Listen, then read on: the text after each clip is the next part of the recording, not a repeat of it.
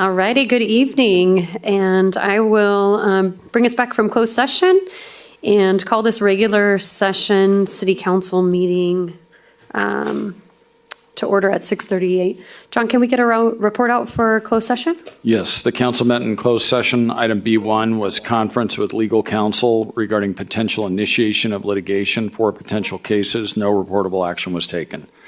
Item B2, conference with labor negotiators. The agency designated representative Henry Garcia as designee, the unrepresented potential employee of the city manager. No reportable action taken on that item. Item B3, public employee appointment employment. Title city manager, no reportable action taken on that item. And item B4, public employee performance evaluation. Title interim city manager, no reportable action taken on that item. All righty, thank you. And can I get a roll call, please? I forgot to get roll call coming back. Councilmember Laura? Here. Councilmember Finn? Yes, or here. Councilmember Martinez? Here. Mayor Pro Tem White? Here. Mayor Voigt? Here. All righty, and if we could please get the invocation by Ron Dupree.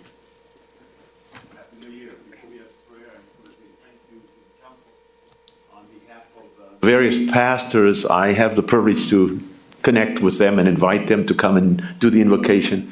It's a privilege for all of us to do that. So just want to thank you and wish you a happy new year. Let's pray.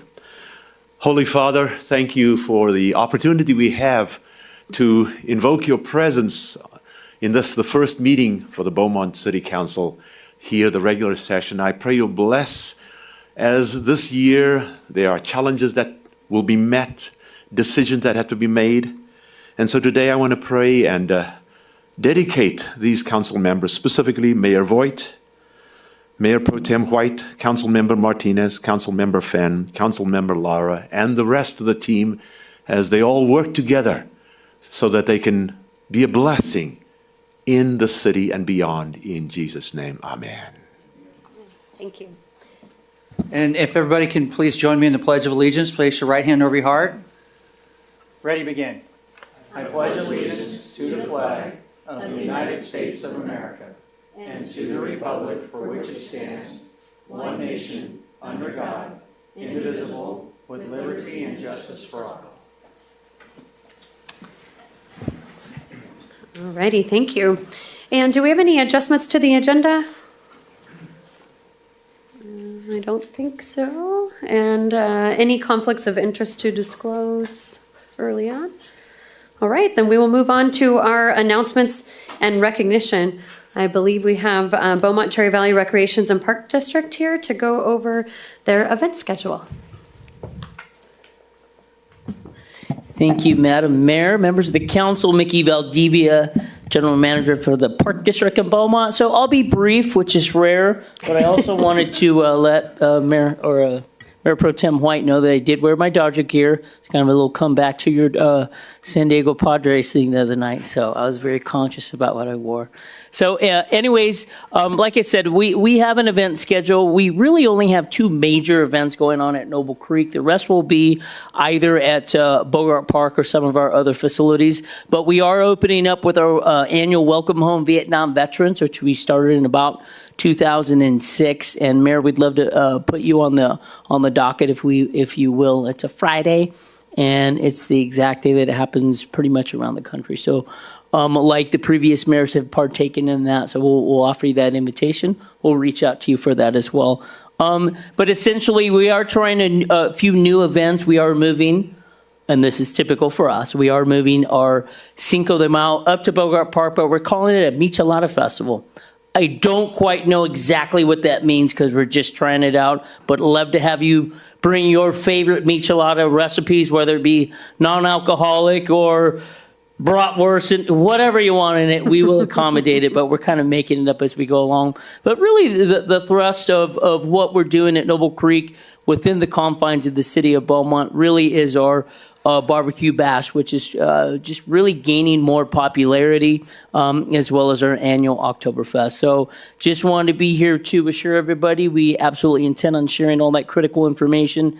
Thanks for all the planning that you've done for making our special events even that much better. And Mr. Vestal, that stop sign, that four-way stop sign is amazing. So thank you so much for that. Everybody is just so much safer. And then finally, I'll close with Mr. Romo. Thank you for availing yourself to me. It's, as you guys have been in transition, there's been a lot of discussions about many things. That goes with your legal counsel. I know that he's working with ours as well as we mitigate some other issues that are going on. But looking forward to a very exciting 2026 again, as we share a lot of the same constituents with the exception of our friends in Cherry Valley. But just want to say thank you. Well, thank What's you. the date for the Vietnam? The Vietnam Veterans is the 27th of March. Yeah. So we'll send that event schedule out to you. I thought we did, but perhaps we didn't. But I'd love to get that schedule out to everybody. Okay. Great. Thank you very much. Thank you. Thank you. And thank you for your guys' partnership always. We always appreciate that. Alrighty, we will move on to public comment period. Any one person may address the city council on any matter not on the agenda. If you wish to speak, please fill out a public comment form provided at the back table and give it to the city clerk. There's a 3-minute time limit on public comments. There will be no sharing or passing of time to another person. State law prohibits the city council from discussing or taking actions brought up by your comments. Do we have any public comment? I have no written requests. Simone, do we have any callers on the line? We have no callers at this time. Alrighty. We'll move on to G, the consent calendar. Are there any items to be pulled for discussion? Mayor, would you mind pulling G15, please? Sure. Alrighty, item G15 will be pulled, and I'll entertain a motion for 1 through 14. Mayor, I'll make a motion to approve consent calendar items 1 through 14. And I'll second. Can I get a roll call? Councilmember Laura? Yes. Councilmember Finn? Yes. Councilmember Martinez? Yes. Mayor Pro Tem White? Yes. Mayor Voigt? Yes. And I will hand that over to you, Councilmember Lara. Thank you so much, Mayor. Just very quickly, just wanted to let you know why, or let you know why I would vote no on this particular policy. The concerns I have obviously deal with the Brown Act, in the fact that just having a majority of the electeds together to hear anyone in a meeting is a violation. We have always tried to recuse ourselves out of an abundance of caution when we're in having an open public meeting. It concerns me that we wouldn't do that when we're having meetings that are not in the public view. So that's all I have on that, Mayor. So with that, I'll make a motion to approve this item. I'll second. All right, can I get a roll call, please? Councilmember Laura? No? Councilmember Finn? Yes. Councilmember Martinez? Yes. Mayor Pro Tem White? Yes. Mayor Voigt? Yes. All right, that sends us to the Youth Council report. Do we have any Youth Council tonight? No youth council this evening. Okay, very good. And we will move on to our public hearings. For this public hearing, it will be item I1, public hearing to consider the approval of tentative track map 38926 to subdivide 12.58 gross acres into 49 single-family residential lots. And for this item, I will be recusing myself as my residence is within 1,000 feet. Our Associate Planner, Jill, will be given this presentation. Good evening. Let me pull up our presentation. Okay. Good evening, Council. Jillian Fountain, Planning Staff. This item is a public hearing to consider approval for tentative tract map number 38926. The applicant is requesting approval to subdivide approximately 12.58 gross acres into 49 single-family residential lots. The site is located south of Norman Road and east of Orchard Heights Avenue. The subdivision would include 49 residential lots, 4 lettered lots, including a retention basin, 2 public streets, and 1 private road. No homes are being approved at this time. Any future development would require approved plot plans, a final tract map, and building permits. The site is designated and zoned single-family residential, and the project is consistent with the general plan and Beaumont Municipal Code. The project is CEQA exempt under guidelines section 15183 and is consistent with the general plan land use and density. The Planning Commission held a public hearing on October 22nd, 2025, and voted 5-0 to forward a recommendation of approval to the City Council. Public noticing was completed and no comments have been received as of the staff report preparation. If approved, the tentative tract map would be valid for 24 months with the option of a request for a 1-year extension. Based on the findings in the staff report, staff recommends that the City Council hold a public hearing, adopt the findings, approve tentative tract map number 389626, subject to the conditions, and direct staff to file a notice of exemption with the county clerk recorder. That concludes my presentation. I'm happy to answer any questions, and the applicant is here as well.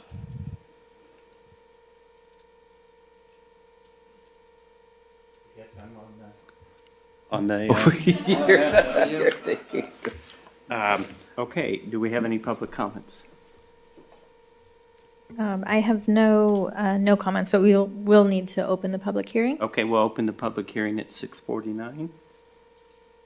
I have no written requests. Simone, do we have any callers on the line? We have no callers at this time. Okay.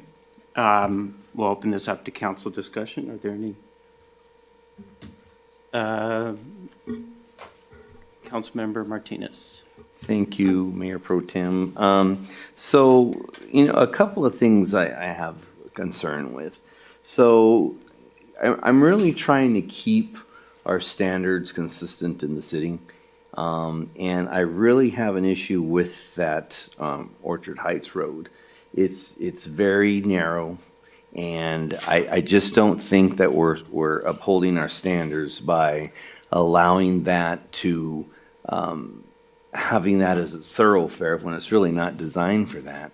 And with no cars parked on that, you're really sending a disservice to those houses along that road.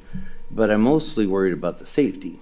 I'm worried about the safety issues posed. For instance, if you're going to have cars that are parked there that aren't supposed to be there, now I turn it into a code enforcement issue. Are we going to be monitoring that all the time? Are we going to be relying on residents to keep calling to have enforcement come out? And then for those that are there, and until enforcement can get there, you're posing a safety issue, in my opinion, with the narrowness of the road for large emergency vehicles. So I really have an issue with that. I don't necessarily have an issue with the idea and concept of houses in that area, but I don't think that the way it's designed with that narrow road just serves that community any value there. So my concerns lie with that road, and the second concern I have lies with Brookside and Orchard Heights. I do believe that there is a stop sign that is conditioned to go there. So Robert, let me know if that's true. And then, yeah, there is currently not a condition for that stop sign. However, in preparation, staff has prepared a condition, and if it's council's direction to include that, we can. Okay, so thank you for that. So yeah, so when you look at that whole span of Brookside going from Cherry all the way to Highland Springs, there's nothing there. And Brookside maintains to be one lane in each direction. So for those cars that are going westbound that are going to turn left, they're going to hold that whole traffic behind them up, which is a safety issue. And then, of course, the other one coming in an east direction, I do believe there's a turning lane going to be installed there. But for cars coming out of Orchard, trying to make a left, then you again create the safety issue on a very heavily traveled road. So that's my second concern. My third concern has to do with the way that the street is, of course, currently used as a drainage.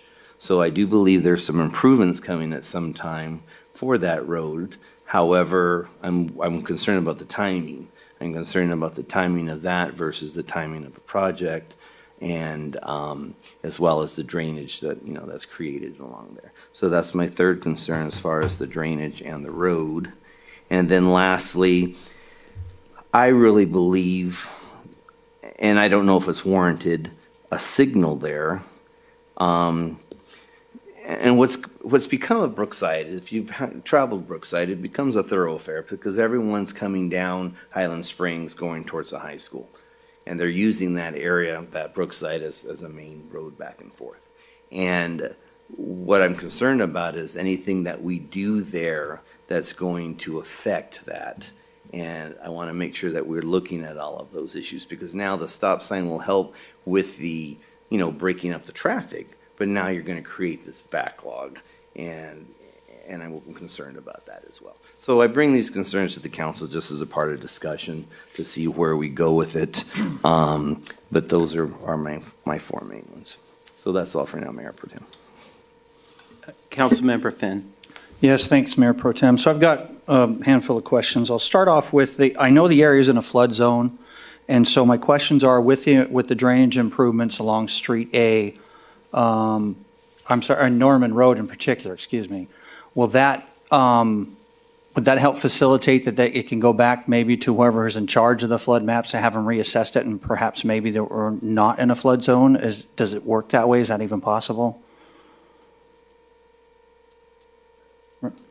Yeah, so the city is not requiring this, but should the developer pursue this, I believe that they can amend the map, the floodplain map, by going through the FEMA process to do that.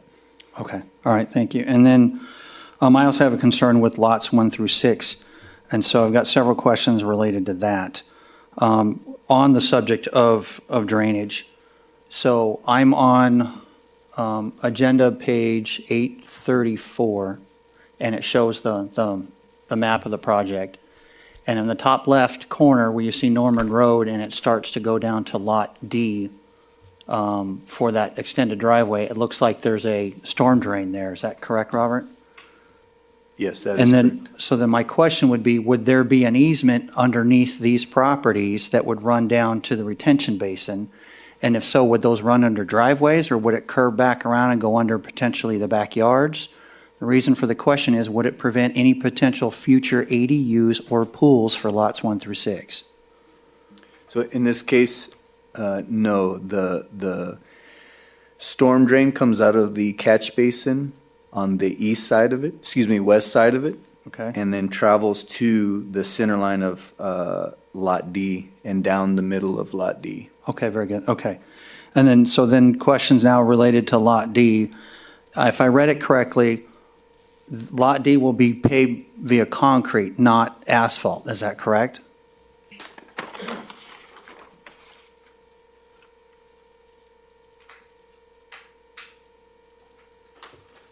I'll have to confirm that. Okay.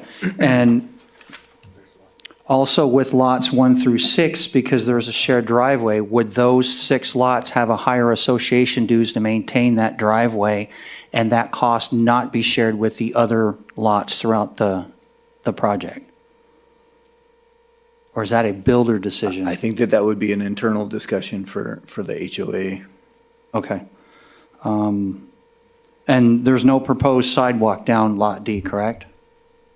No. Okay. And so me trying to visualize what it's going to look like, well, from the front of the homes with your back to the home looking straight out your driveway, you're going to have a nice view of a block wall that is there for, the adjoining neighborhood. So I don't think it's going to be very nice for those 6 lots. What I don't understand, I have a question on, is when you're looking at Lot D, the wording that's shown next to Lot, I think I may have seen this somewhere else. I came across something that it said, X public road to be vacated. What does that mean? So there was I believe a map that underlines this property, and there is an existing paper street that bounds the westerly PL, the southerly PL, and the easterly PL.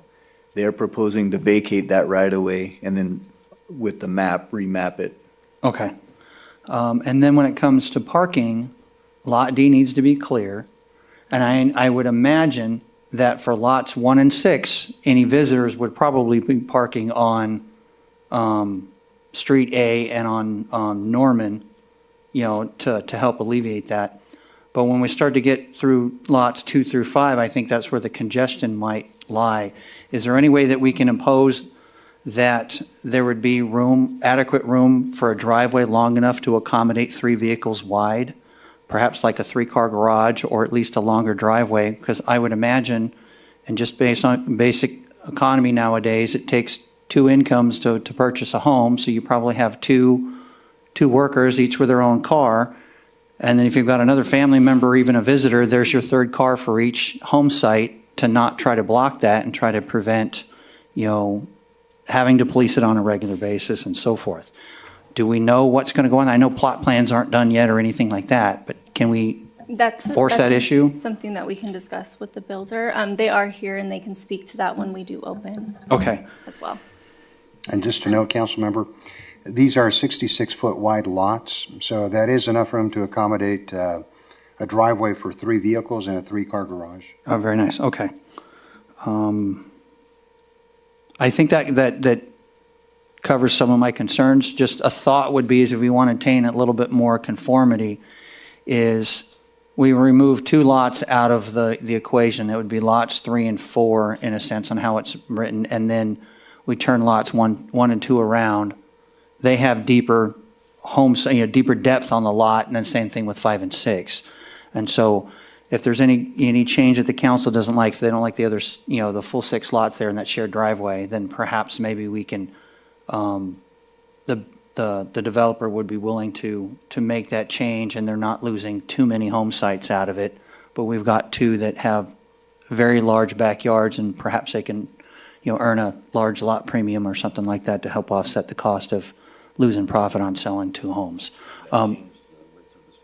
It would keep the same, and so the example would be where you see lot 6, it's the front of the home would be facing west. It would now face south, and then you would, in a sense, take 5, and cut that width in half, and then you would have, 2 lots facing, south, with deeper backyards that extend all the way to the border of third and 4th lots, and then you do the same things with lot 1 and 2 on Norman. And I think there's enough room to put that in there. Just in general, in my opinion, if you've got a 50 or a 55-foot wide home site, you have plenty of room, to put a home in there, and 2-car garage, nice driveway, room to park a car in front, and so forth. But I really just do not like I'll call it an alley concept with that driveway. I want to keep the standards that we're trying to put forth, and don't want it to turn into a code enforcement issue. So those are my comments, Mayor Pro Tem. Thank you. Councilmember Lara. Thank you, Mayor Pro Tem. It seems like we all have the same concerns in regards to the private driveway. Quick question, since it's identified as a private driveway, my understanding is that code enforcement nor the police department would be able to enforce the no parking. Am I correct in that? The first people who would be monitoring that would be the HOA in place, but you're correct in the code enforcement. So the city would not have any enforcement authority on a private driveway, correct? For no parking? Well, only if the association doesn't take action, then the city would come into it. Okay, so the concerns that I have is when you walk through, and I'm okay with the development, doing the houses, the subdivision. I don't have a problem with that. What I have a concern over is the safety provided by Lot D, or maybe not provided by Lot D. So if the HOA has responsibility to ensure that that drive is maintained or stays clear, anytime that you walk any tract subdivision, they're flooded with cars all along the street. Typically, you can't fit more than 2 cars in a driveway. I like Councilmember Finn's idea, but somebody has a birthday party or a party, they're going to park in front of they're going to park on that driveway. So then you've got the issue with the HOA trying to enforce no parking. I understand that the reason there is no parking, at least as I'm assuming, I shouldn't say understand, but is fire is going to be using that as a secondary access. So every subdivision has to have the primary and a secondary access. I think that secondary access needs to be, Orchard Heights should be taken all the way through. That eliminates the issues and the concerns and the safety issues. This is near a very high fire area, and all it's going to take is for one birthday party to block this private alley or this private drive, and we limit these, I think it's 70? Is it that many? No. These 49 residents have one exit out of that subdivision.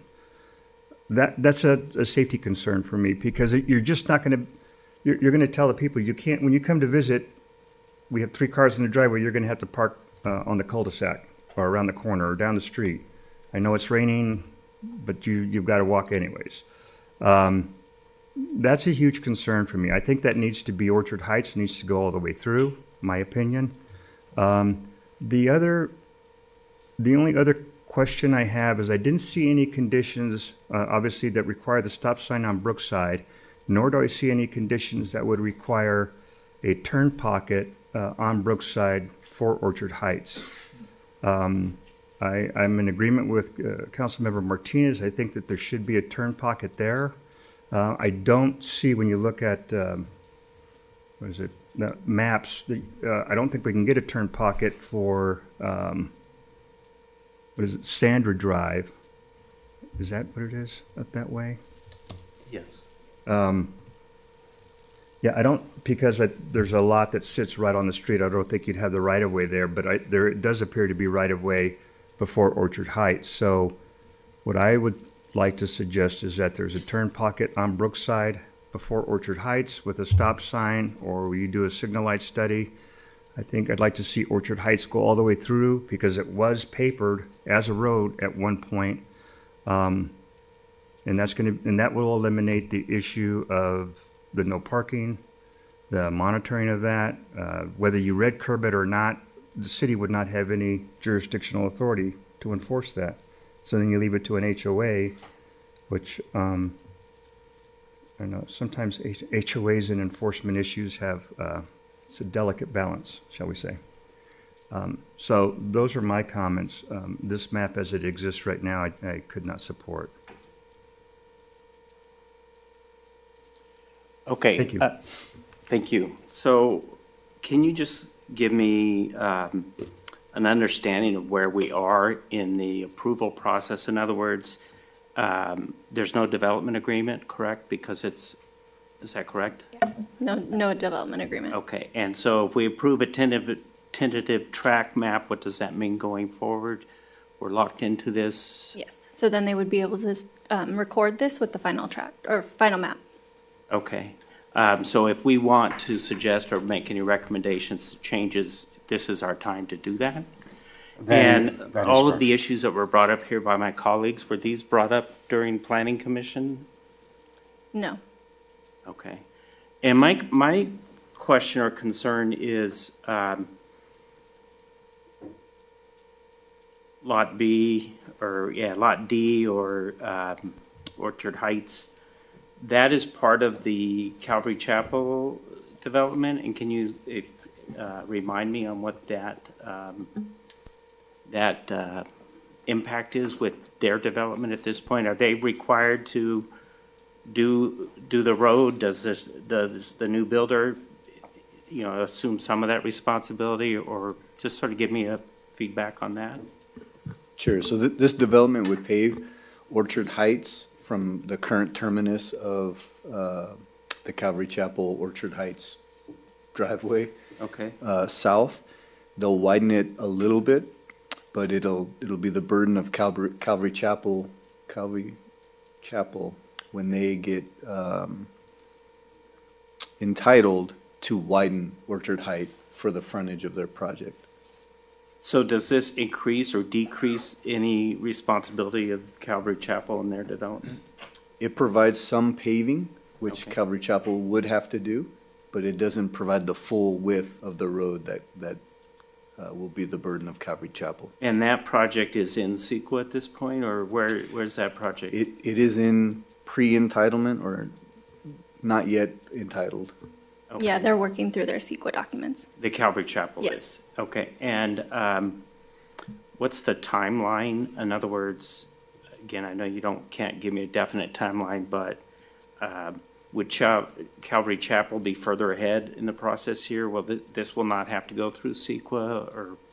This project's already completed their CEQA analysis. Okay. So they're further in the process. Okay, so they would probably start construction before Calvary Chapel Yes. starts their final construction? I would say so, yes. Okay. Any other comments? So are we ready to approve it? How do we? It didn't sound like we I have a are. question. If we want the revisions made and for it to come back, can we ask for that, or how would we ask for that? You may, sir. You may provide comments as to what you'd like to see revised on this map. Knowing this is a tentative tract map, once it's approved, then the developer would go through the process of meeting all the conditions of approval. And then the final map, before that gets recorded, comes to you for approval as well. Okay, and let me jump in real quick before we go forward. If the developer would like to discuss any of the issues, respond, I just want to make sure you have that opportunity. Yep, I would. Which button do I hit? Oh, it's on? All right, here we go. All right, so it seems like the majority of the concerns are on Lot D on the private street. So we started off with 3 lots there in a public street. If you notice on our map and our conditions of approval, we're supposed to be improving, we're conditioned to improve Norman Road outside of our project. That was a negotiation with the city. City asked us to do that. They said, hey, look, to fund that, we'll work with you to get some extra lots in here, so you will do full improvements on Norman Road. So we agreed to that. So everything that you are complaining about was not originally proposed by us, by the developer. They came from city staff. We thought it was reasonable, totally reasonable what they asked for, and we went along with it. So if we want to go back, remove our requirement to put improvements on Norman Road and go back to 3 lots along Orchard Heights, then we'll agree to that. This process has taken so long working through the city. And even getting here to city council has taken 3 months since we went to planning commission. So we're a little tired of taking this long. And now we're talking about revising the map again. And this is the first we've heard of it. No one's brought up this concern up to this point. So we're pliable, we'll work with you, but we just need to know what the direction is. Okay, and what was your name? Brian King. Brian, Monte Vista Homes. Are you open to questions from council? Oh, yeah. Did sure. anyone would like to ask questions? Yeah, so I want to ask then, how do you respond to our concerns about the width of that road there coming off of Orchard Heights? The width was proposed by city staff. In return, so we could fit more lots there, in return for us coming in and improving Norman Road off of our project site. That's not typically something we would be required to do. What was the width of that road to begin with? Has it always been that size? Whatever the city standard was, I don't recall off the top of my head. So you're saying that it was at one point the same size as the other street in Yes. width? Yes. But in order to get your request to put more lots, or our request to improve Norman? The city's request of us to improve Norman, and they made the suggestion that we make that a private street, so we can add more lots there to offset the cost of improving Norman. Okay, I see what you're saying. So it wasn't your intention to put more lots there to begin with? Not originally, no. So your original request was fewer lots, no improvements on Norman, but a regular, well, whatever the width is. A standard on public both sides, street, the standard yeah. street. Okay, appreciate that clarification. Councilmember Laura? Yeah, Mr. King, so your improvements then would only be, I'm talking about Norman, so we're clear. Right. Would only be for the width of the lot that would face or front Norman? Correct. That's what typically is required, If you yes. were to put in Orchard Heights for the full width? Yes. Okay. And then, will you have any concerns? Are you agreeable or amicable to the turn pocket off of Brookside and the stop sign? Yeah, I know. I'd have to look at it. That's the first time that's come up also. Okay. So I can't say either way on that. That's pretty far off our site, so I don't know. I'd have to take a look at it. Right, understood. But the traffic analysis or the traffic study did not require any stop sign or? No, because this development is less than 100 units, Okay. it didn't require a TIA. Okay. So you'd have to look at it, obviously, before you could commit to it in this public hearing. So I understand that. Right. Okay, so it's either the private alley or the full width of Orchard Heights with no improvements to Norman other than what your subdivision would front on. Correct. That's what we originally proposed, yes. Understood. There'd be lot 22, there'd be an improvement there, and then there'd be an improvement for whatever lot, and maybe it ends up being lot 1 with the revision that you make. Yeah, correct. Okay, understood. Thank you very much, I mean, Mr. King. we thought staff's suggestion was reasonable, so that's why we went along with it, so. Understood. Well, and a quick question, at the Orchard Heights, is that going to be used as an entryway for Calvary Chapel also? It will, yeah. It's their primary entrance, It'll be their primary entrance? or Orchard Heights. Right. Yeah. Okay. Mr. Martinez? Well, I just wanted to follow up to staff now, because now the story is not quite what I understood it to be, and so I'm a little disappointed on why I'm not getting that story. So explain to me, staff, then why would we go to a smaller road there? I know obviously to do Norman, but is that something that staff decided to, well, then it's a give and take? We'd rather have the fully developed Norman than having that? I mean, I just need your processing to see how that came about, because obviously, our applicant didn't realize that was coming, so. Sure. So staff made no recommendation for that. Staff requested it to be a full street. Staff also Which street? requested Lot D, excuse me. Oh, so the Orchard Heights Street. Yeah. Okay. Staff also requested that Norman Road be extended by virtue of a safe and effective utilization of Norman for this subdivision. And I think the applicant came back and argued that Lot D did not have to be a public street, which it does not. So staff was not able to enforce a road at that location. Okay, so that clarifies. I appreciate that. Okay, thank you. Councilmember Finn? Yes, thank you. Mr. King, would it be feasible for you if you went with my suggestion and cut and change the orientations of those lots, remove Lot D, and then you end up removing two home sites out of that? Is that? Well, if we're going to remove 2, I'd just rather remove 3 and remove the condition to improve Norman Road. Okay, so question with that then, if he were to do that, sorry, back to you, Mr. King. So if you did that, you would only have 1 lot facing Norman Road? Would that be correct, or would there be 2 home sites there? There's still, there'd be 2 facing Norman Road, one on the, on what we're calling Lot D or Orchard Heights, Okay. and one over on Street B. It's not facing it, but it's adjacent to Norman Okay, Road. so where, on the map that we're looking at in the agenda packet, Lot 1 would be one home site there only, correct? There'd be 3 along Orchard Heights in that area where there's 6 lots right now.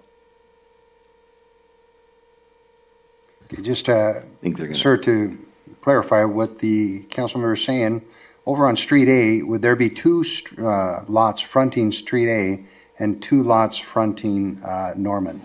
No, there would be a lot on the corner of Orchard Heights and Norman, a lot on the corner of Orchard Heights and Street A, and a lot in between those 2. So you'd have a 3rd lot in the middle, not Yeah, and the fronting houses any would be street? oriented, but they'd be oriented differently, so they fit the lots differently. From my, 'Cause the lots would from be my memory, shallower. they were longer. Yeah. Yeah. So the orientation of those lots proposed would just be, instead of deeper, they would just be longer in the fronts.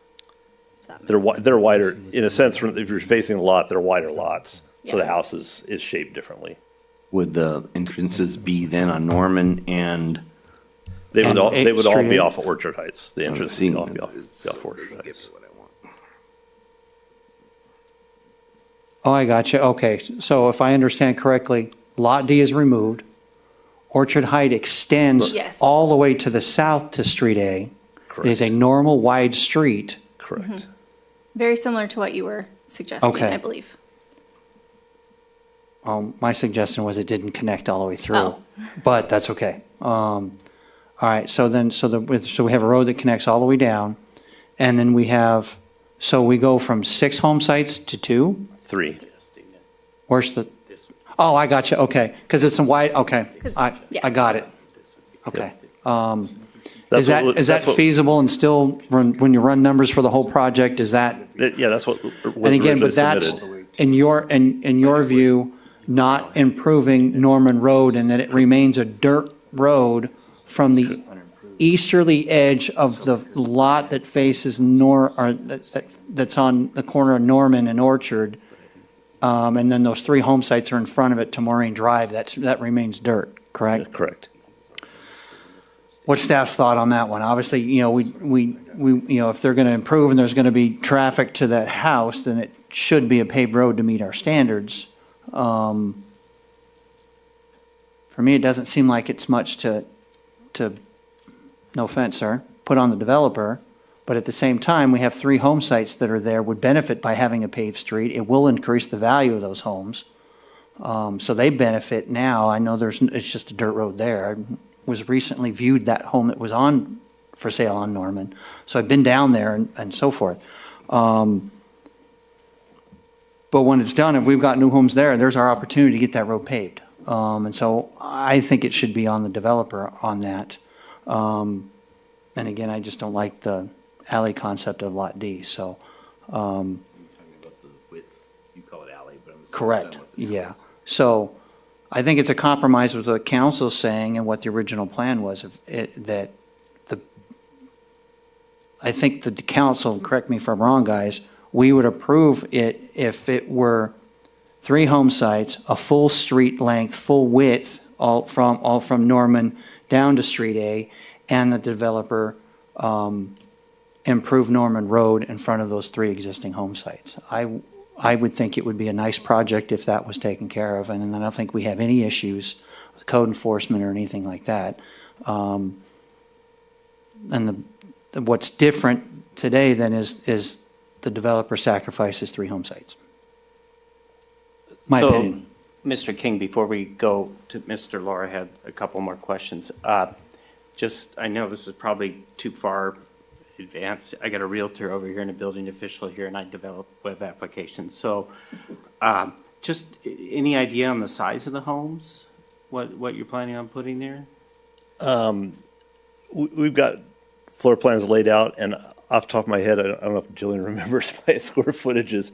They're generally, compared to what's built these days, are smaller. So they're going to be, I think, in the high teens, maybe Okay. 2,000 up to maybe 3,000 or 2,800, something like that. We try not to go too large. We try to make our homes attainable.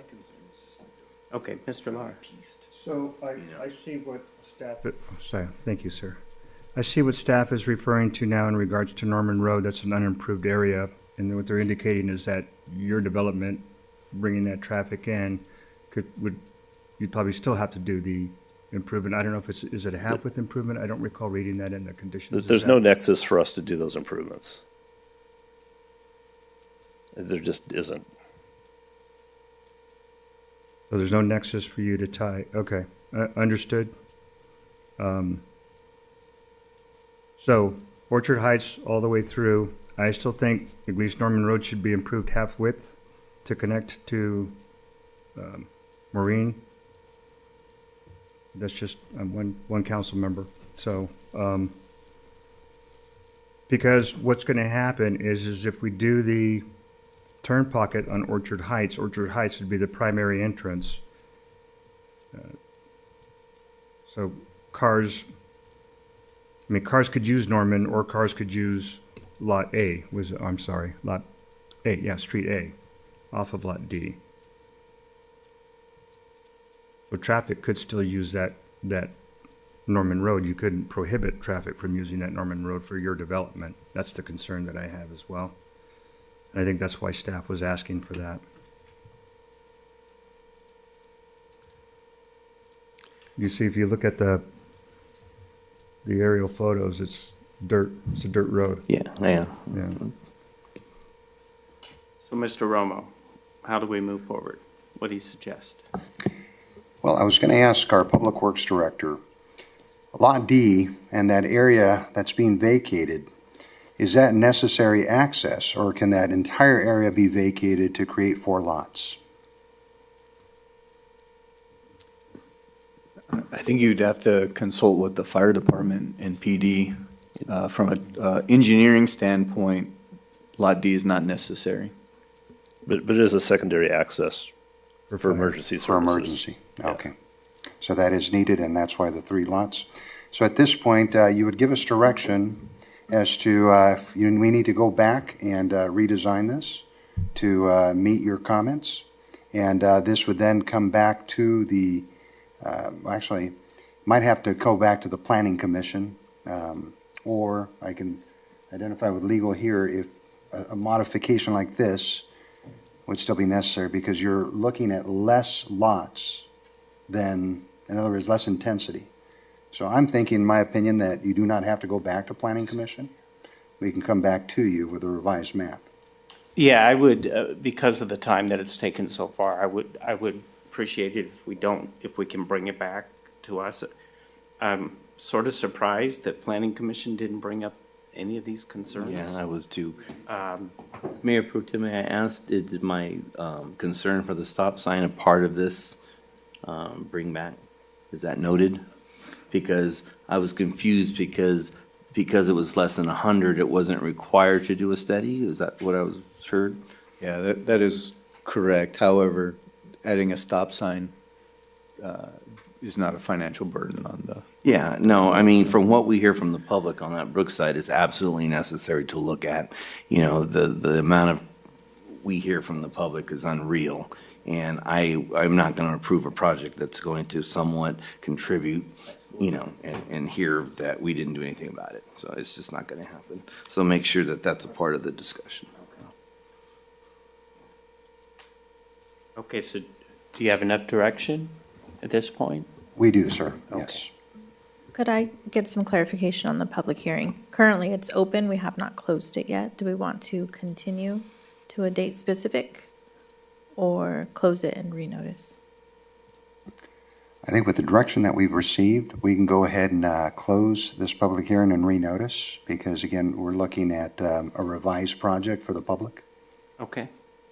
So you can go ahead and close the public. All right, did you have anything else for us at this point? No, just, I don't know if you guys are still looking at some type of requirement of requiring us to improve some part of Norman Road, but there's just, like I said before, there's no nexus for that. There should be no requirement for that, and yeah, I just wanted to make my position known on that. Okay. All right, Thank you. All right, we'll go ahead and close the public hearing at 7:26.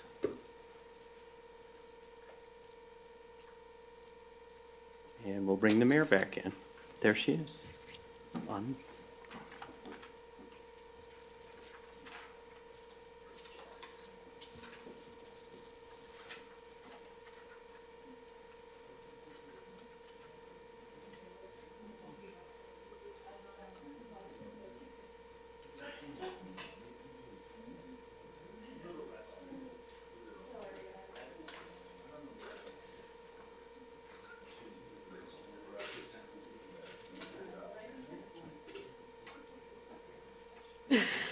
Alrighty, that will move us on to our action items. We will move on to J1, a public works agreement for repairs and protection of city sewer main line with ephemeral, did I say that right? Drainage ditch. And the staff report will be by Thaxton Van Bell. Thank you. Good evening, Mayor and Council. This item before you is to award a contract to perform repairs and protection of the city's infrastructure in the ephemeral drainage ditch at the golf course located near Hogan Drive. The history there is in March of last year, there was a slope failure that caused damage to the city's infrastructure. We came in and did immediate remediation and structural repairs to the main line. Afterwards, we've done a number of studies, environmental, a hydrologist, and the determination was that we were still at risk in the current conditions, and they wanted to, they proposed that we make changes within our easement area over our main line for future protection of the infrastructure. And that's what this contract is for tonight. We use the emergency provision that we are under. However, we did still want to ensure the best use of the funds. So we asked our designer to utilize or to reach out to people known to do this kind of work that they have had, that there's good experience with. And of the 4 we reached out to, one said it was too small of a job for them. Another one did not have the calendar. And then we have the 2 bids there. The engineering estimate was $380. The low bid came in at $323. We're recommending awarding to the low bidder. Also of note, this is not a budgeted item. We didn't foresee this. We don't have this in our current budget. So we worked with finance, and the proposal is that this comes out of our reserves and will be part of a budget amendment with the mid-year financial report. And with that, I'm available for any questions. All right, thank you for that staff report. And do we have any public comments? I have no written requests. Simone, do we have any callers on the line? We have no callers at this time. All righty, I will then open it up for council discussion. And Councilmember Lara? Thank you, Mayor. Thaxton, so I know that the bid that we're going with, I think it's M&B, there are some items that are not going to be included. Are you comfortable with those items and those don't pose any concerns for you? Yeah, some of the, the mentioned things, it's not a flowing constant stream. It's considered a ditch. But if they came across any kind of dewatering or anything, or, things like that, we consider that the contractor's means and methods to, to deal with the project at hand. And also as a part of this, we are asking for approval of a 10% contingency that's within the city manager's authority to keep us moving. Okay, well, as long as you're comfortable. Thank you very much. Thank you. Thaxton. Thanks, Mayor. And any other council comments? Otherwise, I'll entertain a motion.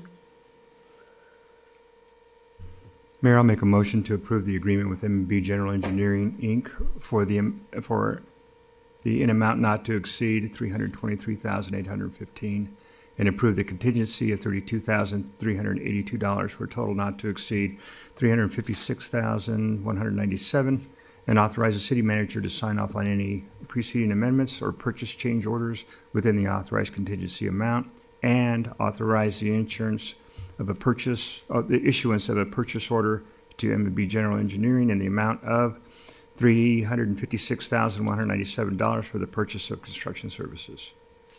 I'll second. Can I get a roll call, please?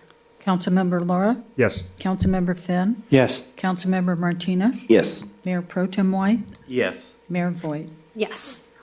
Thank you. All right, that will take us on to J2, which is on-call traffic engineering service contracts amendment with a staff report by Mr. Vestal. Yeah, thank you, Mayor, Council. This item is to extend the contract term for 3 of our on-call services. When they were originally awarded, it was for 3 years. Staff would like to extend that an additional 2 for the full extent capable under the Beaumont Municipal Code. Additionally, for a little bit more transparency, these 3 contracts were awarded with a coupled not to exceed $500,000.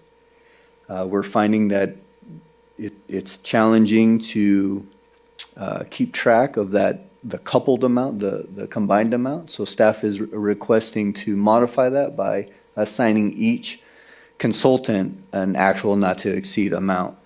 And in this particular example, it's Fair and Peers for $500,000, STC for $480,000, and EXP for $120,000. A change you'll probably see more often is that these values are for the contract amount and not necessarily, or not a per annum amount. That concludes my presentation. Happy to answer any questions. All right, Nicole, do we have any public comments on this? I have no written requests. Simone, do we have any callers on the line? We have no callers at this time. All right, Council Member Martinez. I'm good. Mayor Pro Tem? So the 500,000 originally was for the contract amount at that time? It was for all 3 of them combined. For the contract, which was, Oh, no, I'm sorry. That was for the per annum. okay, that was 500 per annum. Yes. And how did that meet our needs? Very well. Okay. And so now you're looking at a total of 1,100 or 11,000, I'm sorry, 1.1. Yeah, for 2 years. 2 years between all 3 of them. That's correct. Okay. All right, thank you. Any other council discussion? Otherwise, I'll entertain a motion. Mayor, I'll move to approve the recommended action. I'll second. Oh, sorry. Go ahead. Can I get a roll call, please? Councilmember Laura? Yes. Councilmember Finn? Yes. Councilmember Martinez? Yes. Mayor Pro Tem White? Yes. Mayor Voigt? Yes. All right, and that will take us on to professional services agreement with Cozad and Fox, Inc., and Mr. Vestal again. All right, thank you, Mayor. This is to award Cozad and Fox the design for a slope restoration on Desert Lawn in Tuckwit Golf Course. Staff originally tried to engineer this plan, however, the failure was increasing beyond staff's capacity, so staff reached out for an informal bid, and 3 firms did respond. The reason that this item is being brought to council is that the contract for Cozad and Fox is under the threshold for formal bid. However, cumulative with other project, the vendor Cozad and Fox has exceeded 75,000, which is why it's being brought to council.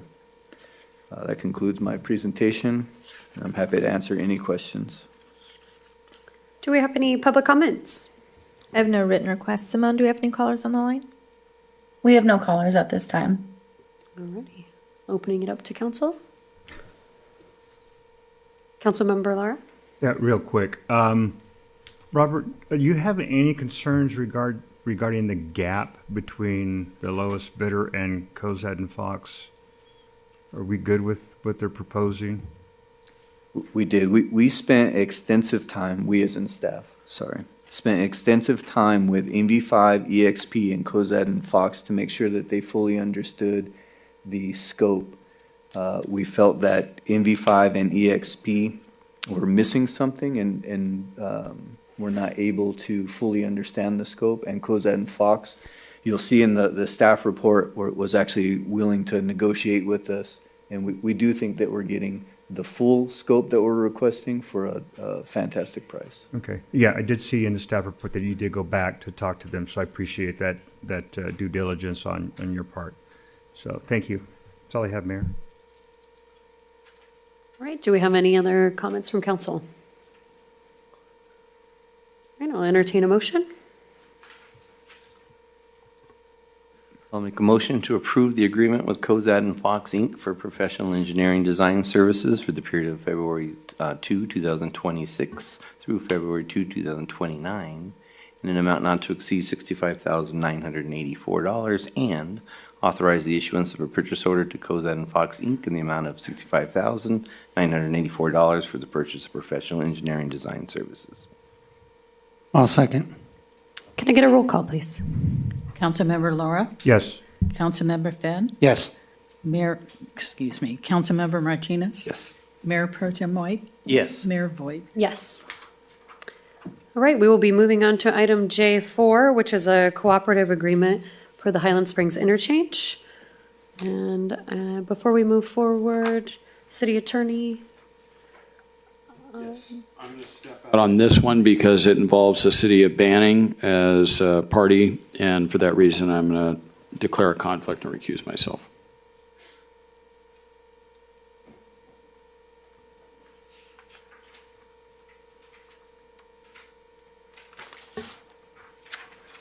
And all for you, Robert. Yeah, thank you. This item is associated with an exhibit I laid before you, 11 by 17, showing Plan 5, the alternate for this project. In summary, RCTC is the lead. They're requesting an additional $2 million to complete the PAED phase. Funding is coming from exclusively from TUMP. In this case, it is the Zone Pass TIP TUMP funds. That concludes my presentation. I'm happy to discuss the agreement or any of the design elements before you. Alrighty, thank you. Do we have any public comment on this item? I have no written requests. Simone, do we have any callers on the line? We have no callers at this time. All right, and I will open it up to council for discussion on this item.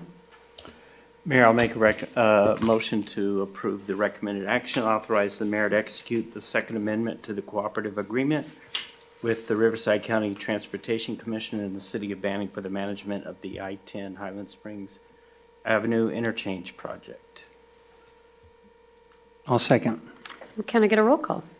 Councilmember Laura? Yes. Councilmember Finn? Yes. Councilmember Martinez? Yes. Mayor Pro Tem White? Yes. Mayor Voigt? Yes. Alrighty. And that will move us right along to item J5, our downtown revitalization discussion, also by Mr. Vestal. All right. Similarly, this item is associated with two exhibits laid at your, on your table. The first exhibit is a summary of the accounting provided in the staff report. However, it's just a larger font and then has some subtotals to help you visualize those numbers. The second sheet is the high-level traffic analysis that was performed by Fair and Peers. And just a note to council, we do have a representative from Fair and Peers, Paul Herman, in the audience today to answer any technical questions about that study or in general. A lot of this information is in your staff report, was previously provided. I'm just going to touch on some very high points and then open it up for council. The Downtown Revitalization Plan was adopted on September 17, 2024. The design contract for the road improvement segment of that plan was approved on or awarded on September 2nd, 2025, but was later terminated.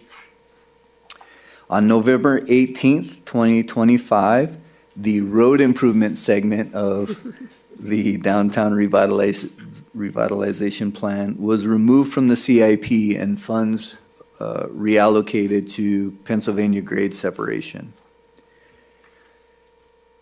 During that discussion, during the last discussion for downtown revitalization, traffic analysis was a large part of that.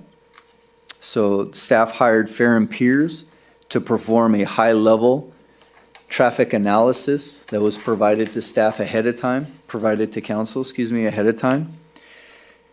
That analysis looked at if we were to take the 4-lane road and reduce it to 2-lane, what would be the impacts of traffic And in there, just again summarizing, you would see a diversion of approximately 700 trips that mainly went south along Pennsylvania to First and predominantly north along Pennsylvania to Oak Valley Parkway.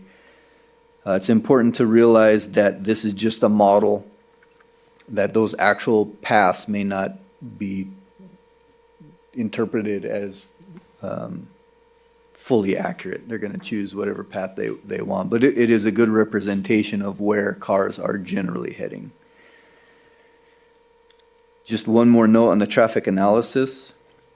The impact, the 700 trips, is approximately 5% of the capacity, and that's within the normal fluctuation of day-to-day traffic. So the 700 diverting trips is not a critical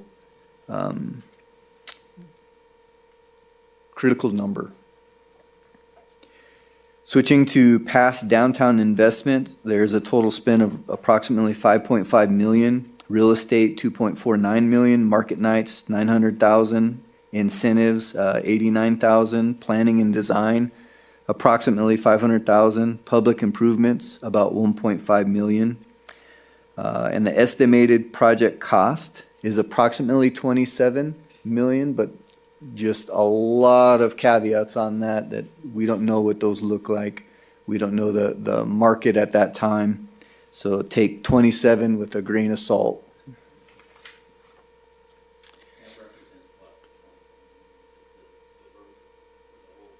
No, so the whole improvement part of the project. So everything within the road, amenities within the road, signage within the road, but nothing outside of that. So no buildings, no facades, none of the incentive programs.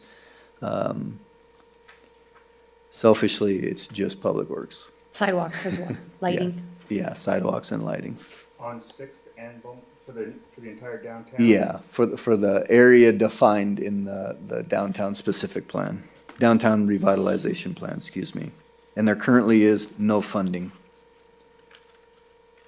So with that concludes my presentation.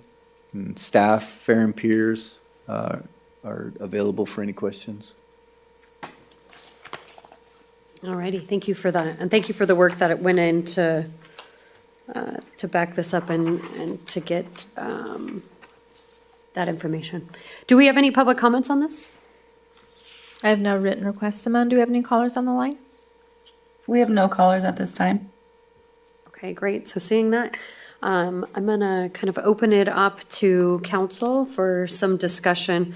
I would like to note on this one that, kind of laying it out and seeing it all here with knowing some of the expenditures, looking at long-term plan, for me, it's definitely something that we've already committed to, as evidenced by a lot of the funding that has and expenses that has already been spent, and continuing to look at how we build this is really important, not just for the community, but also for future revenue, as we look at alternate revenue streams as well for the city. So I just kind of wanted to kind of lay it out that way, and then I can open it up for council discussion. So Mayor Pro Tem, I'm going to hand this over to you to start us off, since this was what you requested. Thank you. I have a couple quick questions, and then I'll let everyone else comment before I start to really comment. The market night total is for 2 years? That is correct. Okay.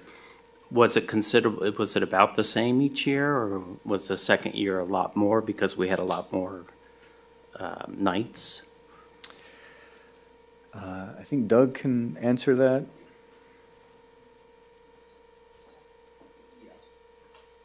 So you're correct. The first year it was only 7 nights for the thing, and the second year was 15 nights, so 22 nights total. Okay. Between the 2 years. So the costs for the second year were double what the first year was? Roughly double what the first year, yes. And correct. where will the third year be? It'll be slightly less because we're slated to do only 12 nights this year in 2026 instead of 15. So it'll be almost in between the two, but closer to this year's total, 3 weeks shorter. Okay. And originally, we had committed to 5 million in the downtown, and I think 1 million in streets and or lights and sidewalks. And how much of that was programmed for other non-downtown? I don't have a good accounting of that right for this meeting. I can provide a full accountability of that. Okay. I do know that it was recently, in our last amendment, downtown CDO3 was divided into 3 projects. All of those have to do with the downtown. So one was the California building, two projects. One remains CDO3 with the balance left in it. And then the California building had a certain amount allocated to it. And then also the, what we're calling the cleaner building. Okay. And the 1.7 is still programmed for downtown projects? The available balance at the bottom of the page? For CDO3 downtown revitalization, you have approximately 300,000 left in there. That 1.7 million that you're referring to is the sum of, other projects. Okay, and I have a question for Mr. Finn. Mr. Finn, were you on council when we, let me preface this by saying a lot of the staff report references 2023, 2024, and 2025. But were you on council when we made the commitment of the 5 million, 1 million? I'm just trying to get a timing. Yes, sir. Okay, you were not? Yeah, I was, Mayor was So it was not. probably 4 years ago? Okay. And we originally had our downtown meeting with the businesses, I believe, in 2017, I think is when we had, you had brought that up before? I think that's when we kicked them off. Okay. And so I just want to make a couple comments and just to sort of do what the mayor did here. I think we all determined way back then that this would be a long-term commitment. It's not something that's going to happen overnight. It's not something that a lot of money needs to be put up front now. One of the recommendations we got from the consultant, I forget which one it was, early on, was that we look at doing an approach with starting with the area around the properties that we already own, which is the cleaners, the Gray Street building, the yard across the street, and the suggestion was that we start in that area. If we are committed to moving forward, I think we should get a plan on how that would look towards that, and again, understanding this is long-term. But if we're not committed to move forward, and we have the Gray Street building, I believe, is to rehab that was about 8 million, is that a fair assessment?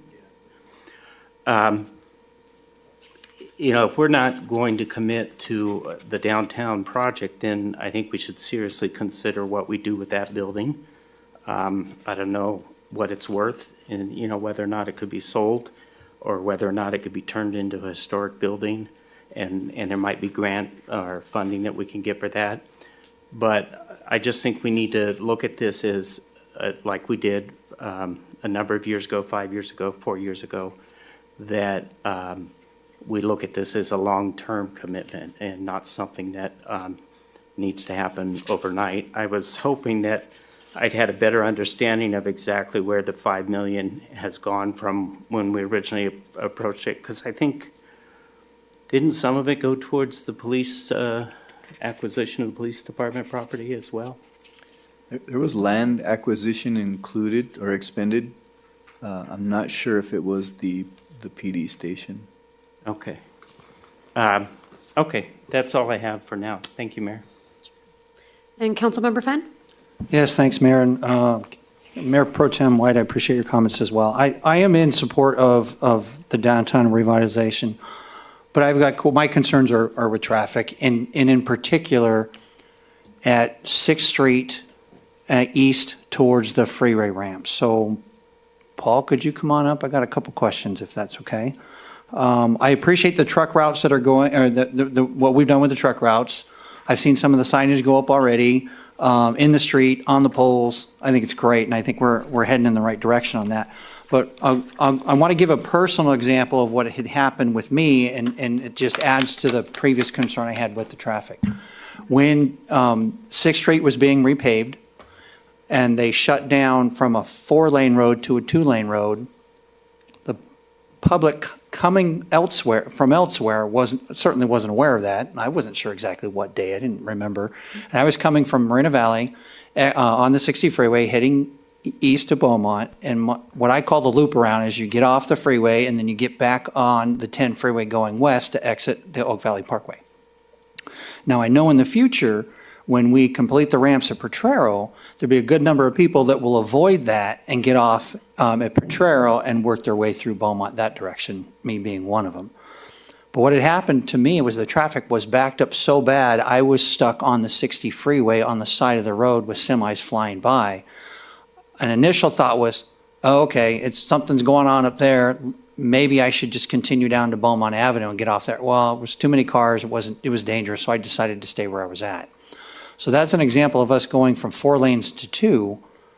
I understand that behaviors will change and people will reroute, but I'm afraid then some of those reroutes will add even further congestion to Beaumont Avenue, and then that backup could extend on that.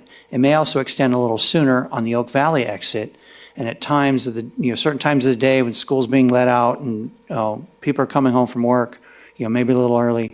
I've seen Oak Valley Parkway exit, the eastbound exit, back up all the way to the freeway. So my concern is if we lower the traffic volume on 6th Street, which is a pass-through, that we blow up those other intersections.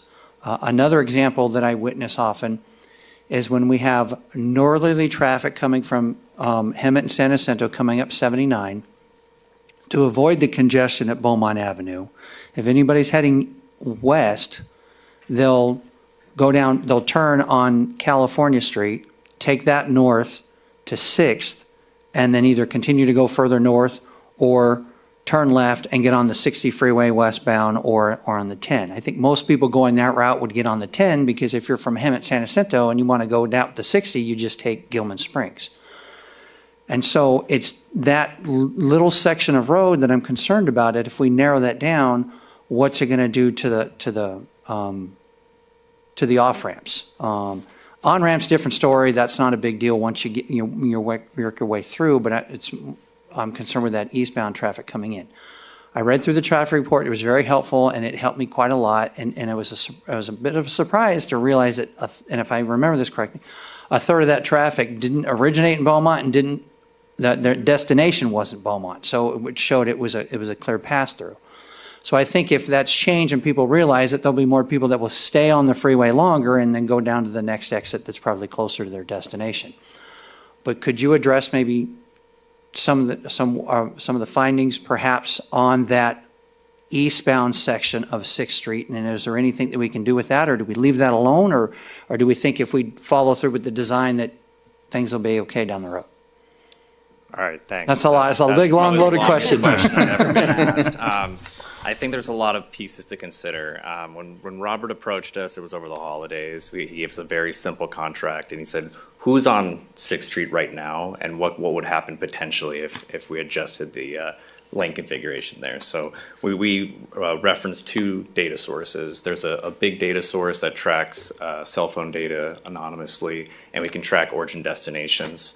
And that's what we use to figure out who is using 6th Street, and to determine that about a third of the people that are on 6th Street now, they don't start or end in Beaumont, so they're just cut through, pass through. So right there, that gave us an understanding of, okay, about a third of those travelers probably should be on the freeway or elsewhere because they're not really using 6th Street for local access, right? And so that tells us part of the story. The other thing that we were able to do is we were able to use the travel demand model to understand if we lower capacity on 6th Street, where would cars go? We didn't have enough budget or scope, and it was very quickly, if you notice the date on here, it was delivered on Christmas Eve, so Merry Christmas. But a typical two-lane road can carry about 15,000 cars per day, and when we ran the analysis with 2 fewer lanes, only about 700 cars deviated on a daily basis away from 6th Street. So it showed that not a lot of congestion is expected to actually force cars to move according to the travel demand model. That's using a base year condition, so it doesn't include any of the future land use growth or the future roadway development improvement projects in the RTP. So, I mean, ultimately, if you want to understand if this project is going to affect congestion in the area, you're going to need to do a more detailed traffic assessment. There's certain pieces that are proposed in your downtown plan related to roundabouts.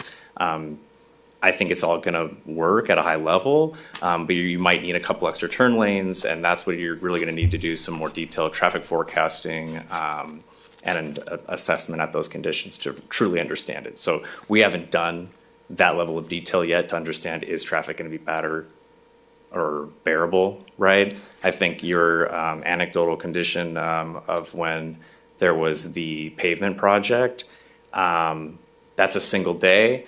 It takes people, a little bit of time to really fully adjust and redistribute and reroute. And so under good planning, I think it can work okay, but I think you need a little bit more detailed traffic analysis to make a final determination. Okay, all right, thank you, sir. I'm good for now. Alrighty, thank you for your comments. Councilmember Lara. Thank you very much. As Councilmember White indicated, I'd been on board with this, with the downtown revitalization plan. I do think it's a good project. There are a few concerns that I have. Traffic flow is one of them. While we were going through the process, I asked the consultants if they did a traffic study, and they said that was not a part of their contract, that this traffic study would come after you developed the downtown revitalization concept. So we had the open session where Robert had indicated that they would do a traffic study, but the traffic study is only going to tell us what we need to do to make the concept work. So it doesn't tell us whether or not the road diet or the traffic calming, whatever you want to refer to it as, would take the level of service from D to E or D to F. It'll just work. So traffic will flow down 6th Street. The backups, we don't know. And the population of the city of Beaumont is not going to decrease. It's going to increase. So the traffic will also increase along with that. I typically go downtown 3 to 4 times a week because I live maybe only a few blocks from there. I'll go down Pennsylvania. I'll go down Beaumont Avenue, 6th Street. 6th Street can be very difficult to navigate. When you look at this traffic analysis that was done, it looks like traffic would have to detour onto 1st Street, which is also a concern. So I'd really like to kind of understand, and maybe a traffic assessment is the way to go, but to really see, because council's also worked very hard to ensure that traffic flows at a D level. We even looked at possibly requiring some C levels service on traffic, only to find out that the cost would be prohibited. So I would hate to put all the effort into the millions of dollars that we spent on 2nd Street, the Pennsylvania widening, to improve traffic flow, only to go ahead and take it from a level D to anything less than that. So would a traffic analysis give us that information and tell us, yes, if you do the road diet from 4 lanes and you go down to 2 lanes, you're going to take this from a potentially level D to or level D to level E? Or would that not?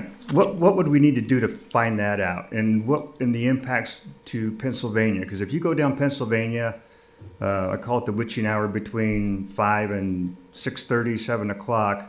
There's 8th Street has a 2-block backup going north-south. That's not, obviously, that wasn't going to be looked at in your thing, but so the impacts that I'm concerned about is that the backups that we have already only get worse on Pennsylvania.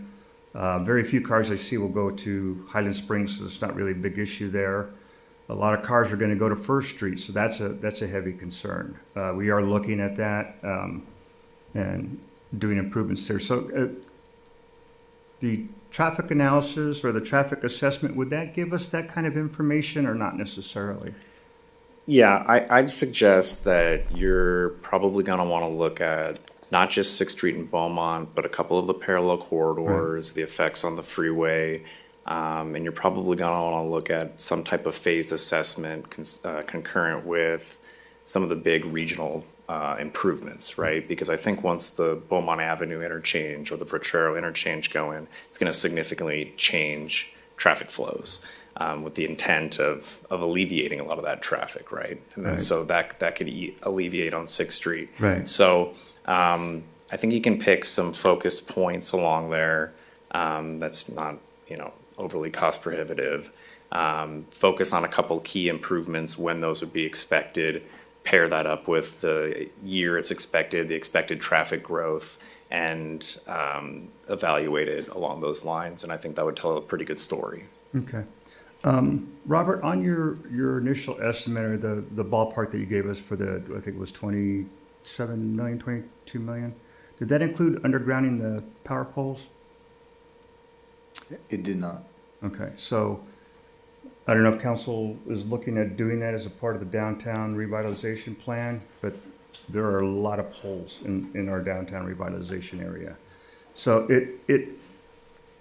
I agree, it's going to take time. There's a lot of it's a very ambitious project. I think we need a measured approach to make sure that we can continue doing that as funds become available. I did do, and I'll just close with this for right now. I did my own survey because we talk about comparing it to Redlands. We also talk about comparing it to Uptown Yucaipa. So I walked 2 blocks off of State Street. I picked 2 where I parked. In that 2-block section, there were 12 stores, 3 restaurants, 4 what I'll call specialty shops like candy, ice cream, baked goods, services such as banks, salons, attorneys. There were 15.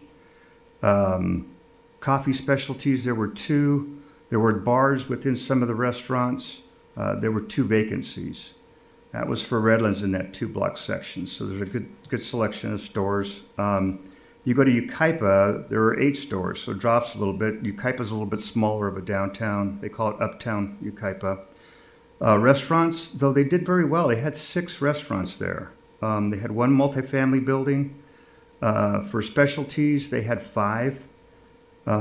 Services, they were pretty high, I thought, in my opinion. They had 17. Bar and lounge, like a craft brewery. They had a wine tasting thing there. They had 2 of those. They had 1 vacant building. So I did Beaumont, and I did focused on where we do our Beaumont nights, from 6th Street to 8th Street. We've got 7 stores, 2 restaurants, 2 specialty, like a craft lounge or the bakery. Services, we have 32. Bar and lounge, we have 2. Vacancies, we have 3. We have 3 multifamily buildings and 3, it appeared to be single-family dwellings. I couldn't really tell. But we're really super heavy on services. And when you look at the downtown revitalization plan, it talks about having a walkable retail and dining destination. And I don't think we're quite there. That's why one of the previous open sessions I talked about possibly doing on non-compliance businesses having a sunset time frame, which is, I think, a little heavy-handed. So rather than maybe that approach, maybe we start looking at a potential relocation program where we move service businesses that you can't shop at to another section of the downtown area, and you try to get and work with business owners to do that, to try to get retail and maybe some dining in there. But we really don't have anything that draws you down there. I go down there, we have dinner, we'll have breakfast, but I don't go down there frequently. And I'm wondering if if we go down there that often as council, because there's not a draw at this point. There are a few nice places to go. I'm not saying that, but there just doesn't seem to be enough of the variety. So that's all I have at this time, Mayor. Thank you. Now, a couple quick questions for you, Councilmember Martinez. On the services, can you go back and rename here in Beaumont what those 32 services are? I'm assuming they were the salons, can you state what they were? Councilmember Lara? Sorry, Councilmember Lara. I did it. Some of the services, there was like a tutoring center, suntan, construction, what's that? Chiropractor. I don't know if there's a chiropractor in that section or not. I don't remember seeing one. Contractors, offices, beauty salons. Those are some of the things that I can recall that I saw. Thank you. Sure. Now I can say Councilmember Martinez. I looked at you and then asked a question. I told him not to wear his gray suit today, but he didn't listen. No, listen. It will definitely cost you. Thank you, Mayor. So just a couple of quick comments. So basically, as I said before, I'm not opposed to the project. What I'm concerned about is the spending. Because as I stated before, my concern has to do with putting money into something that, one, we don't really have the funds for at the moment, and especially for something that's so long-term. So that's really where my focus is. We have our priorities set at Stewart Park and the Pennsylvania separation, Great Separation, and Potrero. And those, we had talked about, possible funding shortfalls and so forth. And that's where my focus lies. My focus lies in let's get stuff done before we put money into something else. That was where my initial conversation was going. And, as situations develop, priorities change. So now we've got a, police station that's sinking. So we looked and we said, okay, let's start thinking about that and let's go get some land, and we did. And we're going through different things about funding mechanisms and so forth to look at that large project. And, at some point we're gonna have competing projects out there, and there's, and no money. So that funding mechanism is a big thing of discussion coming up soon, I would hope, so that we can take a look at how are we going to fund some of this stuff. So why are we going to be putting more money into stuff if we don't have funding mechanisms coming in? I know we don't know what the project's going to be, but we're not fools. We know it's always going to be $20 million plus. So, we can put a number there and say, okay, well, where that's going to come from. So that's why I was for, I call it pausing the project, as far as any money going into it, until we can kind of settle where some of these things that are currently happening can start moving, and we can feel comfortable knowing, okay, this is moving, we've got some money coming in here, so we might have a little extra, so let's talk about where we want to put that. That was my whole conversation when it came to the downtown. And I don't know if it was misunderstood as not supporting the project or so forth. But again, I make it clear that it's the project in general I'm not, against. It's the funding for stuff right now going into a project that we know is long-term when we have issues right now that we have to address. That's my whole concern from a fiscal point of view. And, with that said, I had thought, okay, well, maybe we can compromise. So at one point, I talked about, well, how about if we talk about maybe doing this in phases? So we concentrate on Beaumont Avenue, as, market night and so forth, Beaumont Nights, and it's like, okay, well, maybe, we can look at what we can do there closer rather than long-term, at the more, shorter term. Or perhaps the original concept, way back when, because I was here when we were meeting in these rooms way back in the day, maybe talk about that area of anchor. This is the whole reason of going with the dry cleaners and the Grace building and stuff, and using that as our buildable, walkable town. And that's where I thought we originally were going to go, until I realized we're going all the way down to, past Palm with turnabouts and everything like that. And it's like, whoa. So at first I said, okay, well, let's take a look at phases. And then our consultant said, well, we can't do phases. We have to do all of this and all of that. So it really shoots ourselves in the foot if we're very limited on what we can do here. then how can we go forward and try these things if it's an all or nothing type thing? And that's what I get concerned about, because I would be willing to entertain looking at it at a shorter, type of a project that we can do a little bit more in the very closer future than the distant future. But as the consultant made that comment, now I don't know what could be done there. So again, the bottom line is just, I know it's a long-term thing, and all I know is that I don't feel comfortable putting large amounts into something that is so long-term, because I consider this a project. I don't see this as an enhancement. Enhancements are things like, smart signals and things that we're doing now to help improve traffic and so forth. That's where I see that we can be funding. But when we look at putting, large amounts into something that's really far term, and now we might even have to adjust a little bit depending on comments I've heard, now I'm concerned. And it's no one's real fault. It's just the fact that this takes such a long time. Way back in the day, it was great, and we didn't have these big issues that popped up on us, with stalled Stewart and all that kind of stuff. So I can see where the momentum was going. But as things started to pop up, we started to say, oh boy, this is now, that's way later. So how can I tell the public that I'm going to put money on, benches and trees and shade structures and so forth when, again, I've got a police station that needs to, be addressed and everything, the separation, that the public's asking for. And I can't sell that because I've talked to people just to make sure I'm not in this la-la land and ask them, hey, if we're going to prioritize spending, none of them has said anything about downtown. They said it would be a great idea, but nobody I talked to said that should be a priority when it comes to spending right now.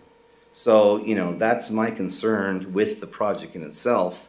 I don't know what we do. I assume that it's going to be paused and put on a shelf until we can, do other things start moving, and then we can always pull it out. I'm not sure.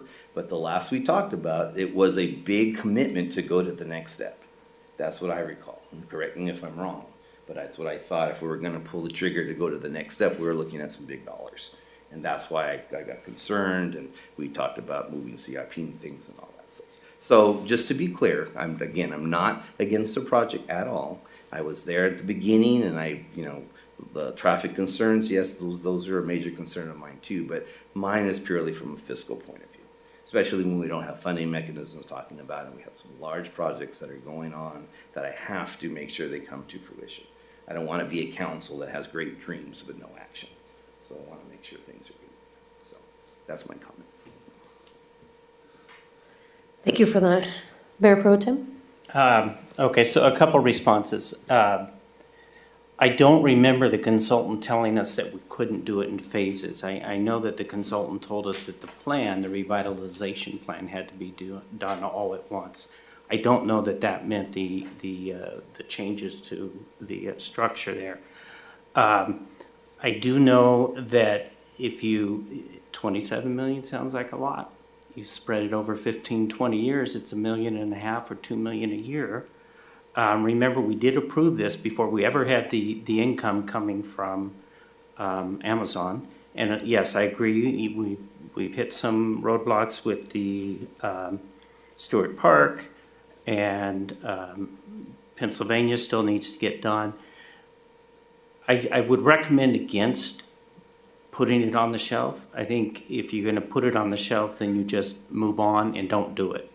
Because if you put it on the shelf for 3 or 4 years, the 27 million is going to be 35 million, and now we're looking about a 20, 25, 30-year project, which at that point, who knows what the city's going to look like at this point. But I do agree with you that we should focus on the I think they called it the Gateway District is what they originally called it when we first started talking about this, which is the Grace Street building, the cleaners. Now we have a restaurant coming in there. We have the Biz Hub, which is going to generate some business after work and on lunch. And we could do some street improvements along that way. We talked about the roundabout, things like that we could do in a completely phased approach. I just think that if we don't commit to continue to move along, and I don't think anyone is suggesting a huge commitment financially in the next year or two, but if you do it year by year, and you just start moving it forward. Now, to address Mr. Laura, your surveys, one thing that we're doing on 6th Avenue is we have an ordinance, I believe, in place that says that if a property that's a residential property sells to a commercial property, that it can never go back to rezone to residential. We don't have that on Beaumont Avenue, but I think the reason we did the Beaumont Nights on Beaumont Avenue, because it was a quick win. I think if you move Beaumont Nights to the Grace Street building area, we already own a number of properties there. I think there's a way to again, move slowly, but just keep moving, because if we're gonna pause, it's not gonna get started again, because as we go on, it's gonna be less and less of a demand for a downtown area. Right now, I think we still have very little places to go as far as just to sort of hang out. And I think that that's sort of what a downtown gives you. And I think that if we did the same survey that Mr. Laura did on 6th Street, on Beaumont, and you include the area from Beaumont Avenue to the freeway and all of the businesses there, I think, again, I like your idea, Mr. Laura, of encouraging some kind of relocation program. Because you're right, I think once some of these other big projects like Target and some of those things come in, that some of those services might move over there. But again, if I think it's either we continue to move forward or we just, I hate to say shelve, but we just end the project. And then we start looking at what we can get out of the properties that we do own if we're not going to be developing the downtown. And that's all I have at this point. So, thank you, Mayor. So I just need to ask then, what does this moving forward mean? Then what does it cost and what do we get? Because, and the reason I ask is because the last time we were at a place to where this humongous price tag was there, if we wanted to go to the next phase, which was costing everything, because you have to go in and cost the construction, that was gonna cost that big number. So is that what you're asking us to do, or is there something I'm missing, or does staff have another alternative, or what does that mean? Well, I'm looking for a plan from the experts, and I'm not an expert, but my plan would be to get a better traffic assessment, to look at ways that we can do some of the phased-in lights, look at the idea of a roundabout, some of the other features, and then focus on finding a way to get the Grace Street building to become the anchor. And we do it we ask staff to come back with a 2-year plan and a 5-year plan and just see how we can move forward in a financially responsible way.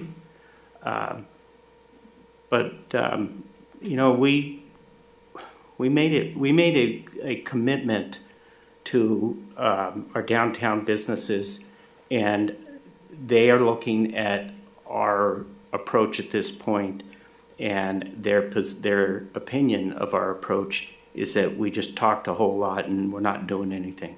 So if that's the case and we're not going to do anything, let's not shelve it. Let's end it, or let's come up with a plan to continue to move forward in baby steps at this point, and start planning to move forward. But I think if we can make that the Grace Street building more of an anchor area, and we get in some of the kinds of businesses that will pull people off the freeway, I think we can then start looking at year by year. But again, this is a 15-year approach, and $2 million a year works out to be $30 million after 15 years. And but again, it requires a commitment to continue to move forward.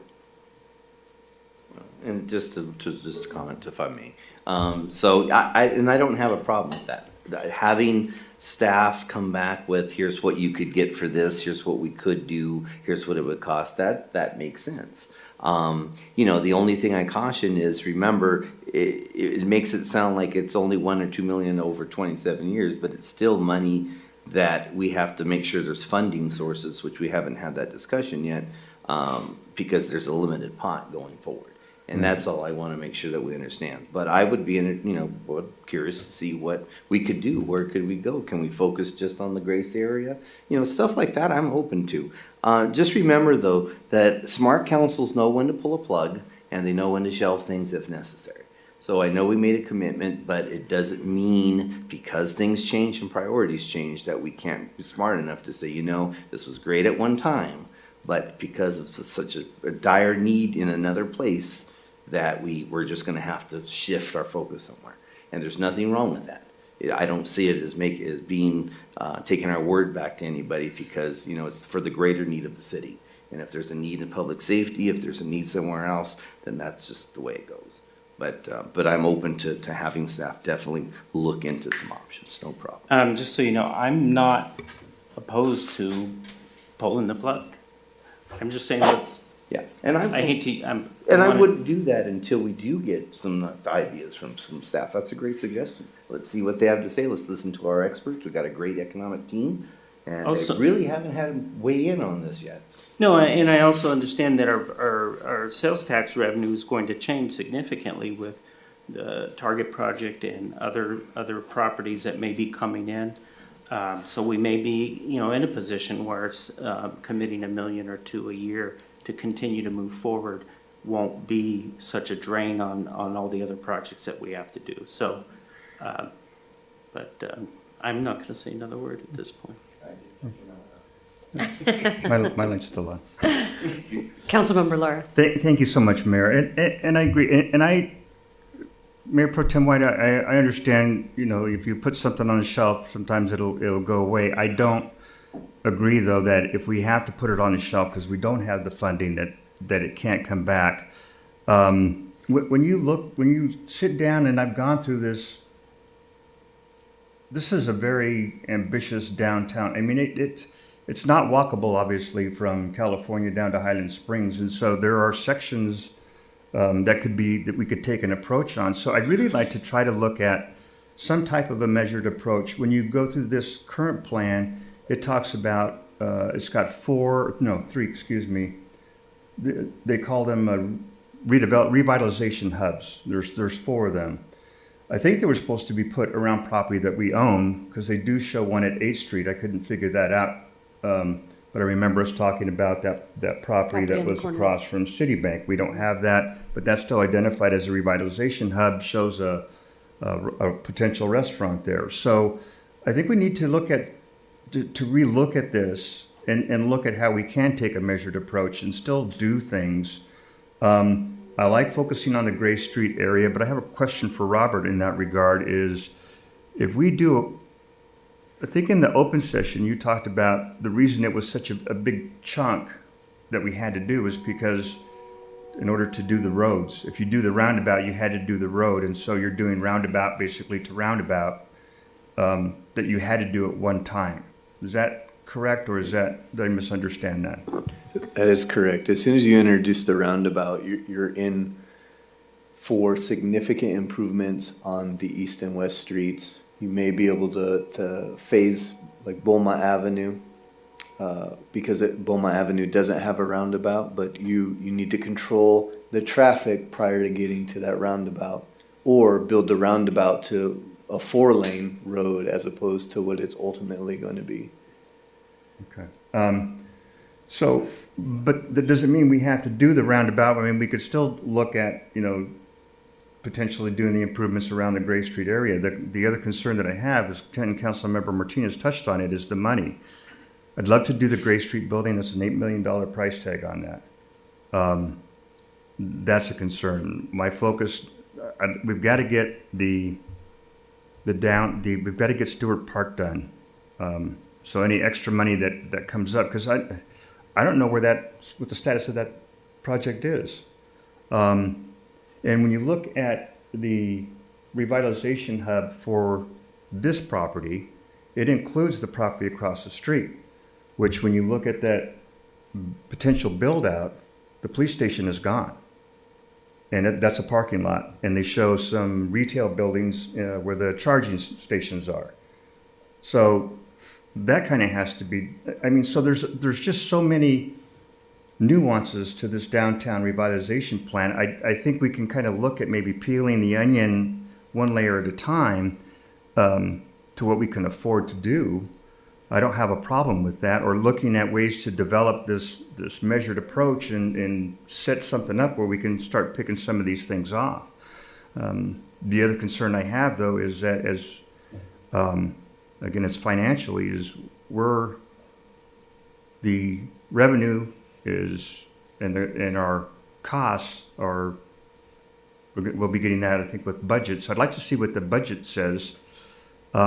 But we may need to make a tough decision, and I want to make sure that we're ready to do that, to get that funding to do these projects, because if we're not, then that's a concern. Because I'm just not sure that we'll get enough. I think the power poles I counted just on Beaumont Avenue alone, and again, we don't have to do that. We can do it separately, but I think it's like 15, which is 1.5 million. I think it was 100,000 is the last number I got to underground a utility pole. And that doesn't include any of the lines for service panels that cross Beaumont Avenue that would have to be undergrounded as well to these existing businesses. This downtown revitalization plan goes all the way down to 11th Street, which is fine. I'm just not sure if 11th Street is too far.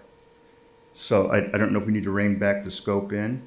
And the little tail from 6th Street to 5th Street, I don't mind doing sidewalks there and landscaping there and an entry monument, which would help slow traffic down, but I don't want to put that down to 2 lanes.